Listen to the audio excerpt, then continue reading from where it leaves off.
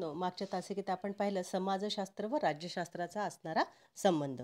आता पाहणार आहोत आपण समाजशास्त्र आणि अर्थशास्त्र यांचा संबंध काय आहे तो. समाजशास्त्र व अर्थशास्त्र यांचा अतिशय जवळचा संबंध दिसून येतो. अमर्यादित गरजा परंतु पर्यायी उपयोगाची दुर्मिळ साधने यांचा मेळ घालण्याच्या दृष्टिकोनातून केलेल्या मानवी प्रयत्नांचा अभ्यास करणाऱ्या शास्त्राला अर्थशास्त्र असे म्हणतात. मानवाच्या उत्पादन, वितरण, विनिमय, उपभोग या आर्थिक क्रियांचा अभ्यास अर्थशास्त्रात केला जातो. मानवाच्या उपभोगाच्या सर्व वस्तूंसाठी पैशाची गरज असते. आर्थिक प्रश्न निर्माण झाल्यास समाज परिवर्तन किंवा समाजात मत कसे बदलते याचा अनुभव प्रत्येक व्यक्तीला येत असतो. म्हणजेच आपल्याला सांगता येईल की पैशाशिवाय कोणतीही गोष्ट या ठिकाणी होत नाही. त्यासाठी म्हणून अर्थ म्हणजेच अर्थशास्त्र हे मात्र या ठिकाणी महत्त्वाचे मानले गेलेले आहे. कोणत्याही समाजाचे अध्ययन परिपूर्ण करावयाचे असल्यास त्यांच्या अर्थव्यवस्थेचा अभ्यास करणे अत्यावश्यक असते. त्याशिवाय त्या समाजाचे यथार्थ आकलन होणार नाही. समाजशास्त्र व अर्थशास्त्र यांचा अभ्यास विषय वेगवेगळा असला तरी त्या दोन्ही शास्त्रांचा जवळचा संबंध कसा आहे हे मात्र आपल्याला स्पष्ट करता येते.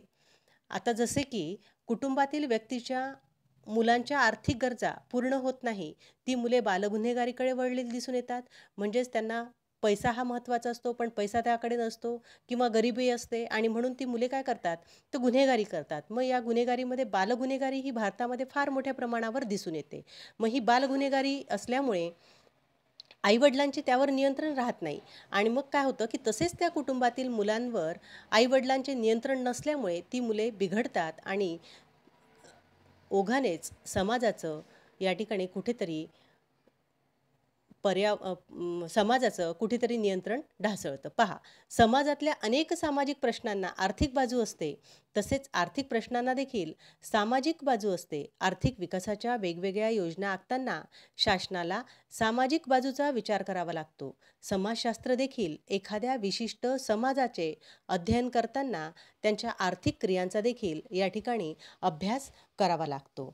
आता मानवाच्या आर्थिक प्रयत्नांचा व आर्थिक वर्तनांचा हे जे आपण अभ्यास करत असतो त्याला आपण काय म्हटलेलं आहे, अर्थशास्त्र.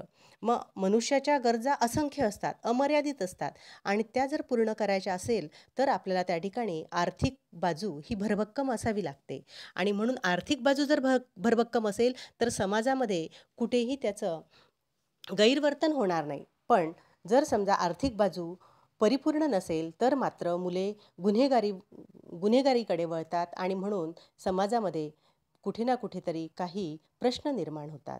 आता पहा, आर्थिक प्रश्न सोडवण्यासाठी केलेल्या वर्तनाला आर्थिक वर्तन असे देखील म्हटलं आहे.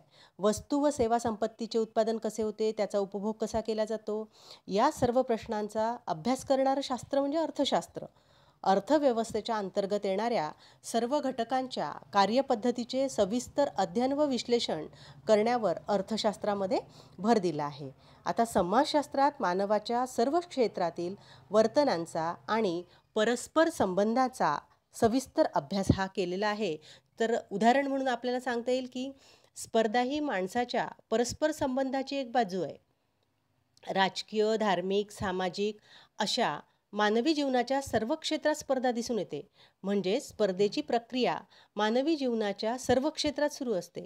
मानवी जीवनाच्या सर्व क्षेत्रात स्पर्धेची प्रक्रिया कशी सुरू असते याचे विवरण समाजशास्त्रात केले जाते. या उलट अर्थशास्त्रात केवळ आर्थिक क्षेत्रातील स्पर्धेचे विवरण केले जाते. म्हणून अर्थशास्त्र हे एक विशेषित सामाजिक शास्त्र आहे असे म्हटले जाते. समाजशास्त्र आणि अर्थशास्त्र यामध्ये विषय अध्ययन पद्धती, अध्ययन विषयासंबंधीची परिदृष्टी या बाबतीमध्ये फरक आहे. आर्थिक घडामोडींचा समाज जीवनावर परिणाम होतो. उदाहरणार्थ, दारिद्र्याच्या स्थितीमुळे लहान वयातील मुलांच्या विविध गरजा पूर्ण करण्यास आईवडील असमर्थ असतील तर त्या कुटुंबाचे मुलावरील नियंत्रण कमी होण्याची शक्यता असते आणि व्यक्तीची वा तिच्या कुटुंबाची आर्थिक स्थिती हा सामाजिक समस्या निर्माण करणाऱ्या कारकांमधील एक प्रमुख कारक असतो. समाजाच्या अर्थव्यवस्थेची ओळख करून घेतल्याशिवाय समाजाचे अध्ययन पूर्ण होऊ शकत नाही. म्हणून कोणत्याही समाजाची अर्थव्यवस्था ही त्या समाजाच्या संरचनेचा एक भाग असते. सामाजिक विचार, मूल्ये यांचा आर्थिक क्षेत्रावर परिणाम होतो.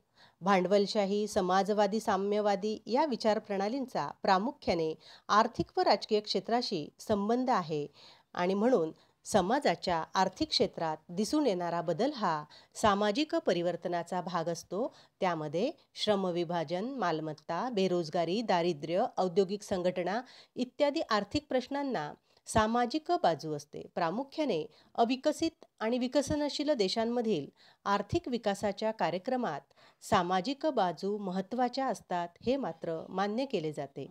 आता अर्थतज्ज्ञांना आर्थिक जीवनाच्या सामाजिक बाजूकडे दुर्लक्ष करता येत नाही.